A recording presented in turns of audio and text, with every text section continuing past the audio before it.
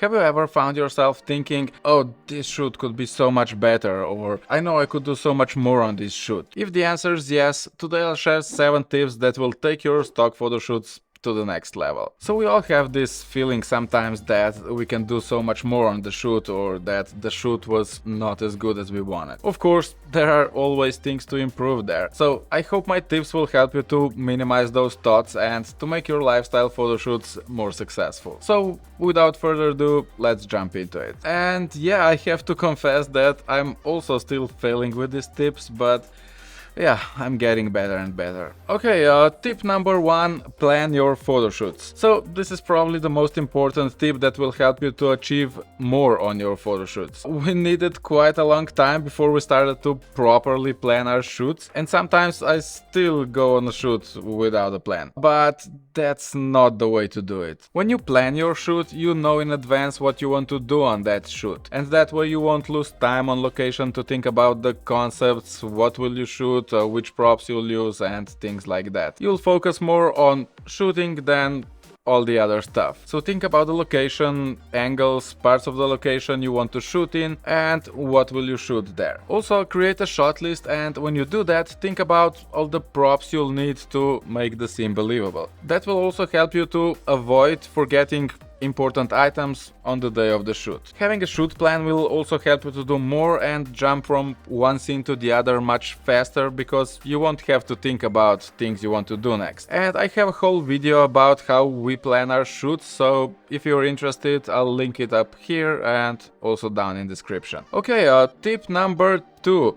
Learn from your mistakes. So when your photo shoot goes wrong, don't just say, oh, these photos are bad, and move on. You have to look at those photos and think about why those photos are bad. Is it about lighting, styling, models' emotions? Was the mood on the photo shoot bad? Did you position the models wrong, or something else maybe? And think about what you can do to improve that next time when you'll be in a similar situation. So that way, next time you'll be on a photo shoot, you will remember about that and say, oh right, I can't put these clothes colors together, that didn't work last time, or yeah, that lighting setup on my previous shoot was terrible, let's try to set it up differently this time, or whatever. But yeah, if you won't look at your photos that way, there's more chances that you'll do those same mistakes again next time. Okay, tip number 3, tell the models what will be the topic of the shoot before the shoot. Okay, so for the most topics, model will usually be okay with shooting that, but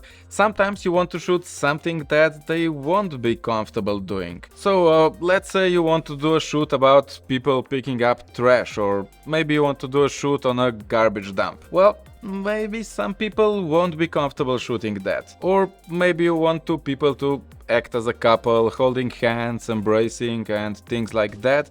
But if they're not a real couple, they can feel uncomfortable in that kind of situation. And that tension will show in the images or videos. And if the model's not up to it, if they say no, I understand, that's totally fine. But that's why you have to tell them what the shoot will be about before the actual shoot. Okay, tip number 4. Make your models feel relaxed. So let me tell you what I mean by that. So on a photo shoot, time is money, right? So obviously you want to do as much as you can on that shoot. But when the models come to the shoot, you don't want to just throw them into the scene right away. You want to talk to them a little bit first, maybe explain what the shoot is about, what your photo shoots look like, and things like that. That's especially useful if that's the first time you work with the models. And if the models are not professional models who are like used to cameras and being on the shoots, they might be a bit nervous. So if you just put them into the scene right away, that nervousness will show on the photos, and of course even more if you're doing video. So even me, as a more introverted person, I like to talk to the models. It can be quite interesting, and you also hear some amazing stories they might have. So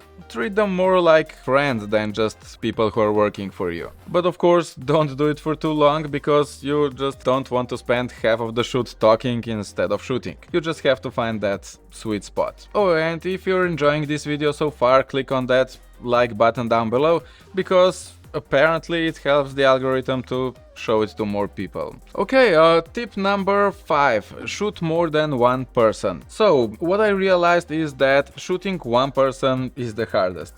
Well, Also, if there's too many people, it can be quite challenging, but let's keep those bigger shoots for now. So, when you only shoot one person, it's hard to get the emotions that you want. You have to direct that person much more. Of course, you can say to smile or to look surprised or whatever, but it can sometimes look very fake. But when you have at least two people, they'll have an interaction, they will talk, laugh, they'll do something together, and the emotions will be much more natural. Of course, you'll still want to direct them a little bit, especially if they engage in a deep conversation, their expressions might get too serious. But yeah, it's just much easier to get good shots with more people. Tip number 6. Prepare the releases before the shoot. Okay, especially if you have more models on the shoot, filling out model releases can take 10 or maybe 20 minutes of your time. So it's a good idea to prepare the releases before the shoot, and then on the shoot models can just sign them and you won't lose your precious time for that. We use a mobile app called Easy Release for that, and it's much easier, especially if you're using the same models multiple times, because you'll already have all the information in the app and it will take much less time to do that on the shoot. But also if you're using paper releases, it's a good idea to fill them before the shoot. If you're working with a model for the first time, you can just ask if they can send you all the info you need in advance, and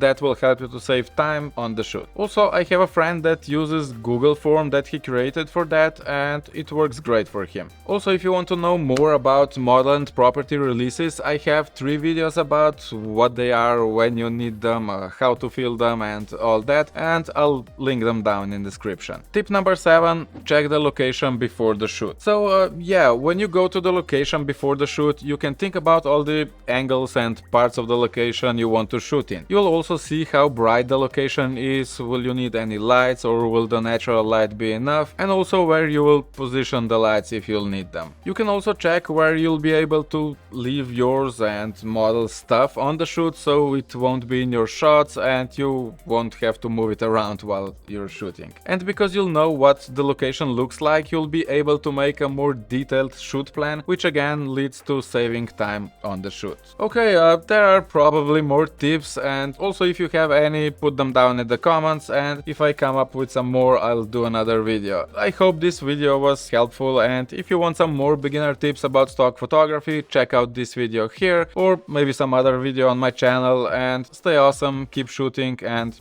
I will see you in my next video.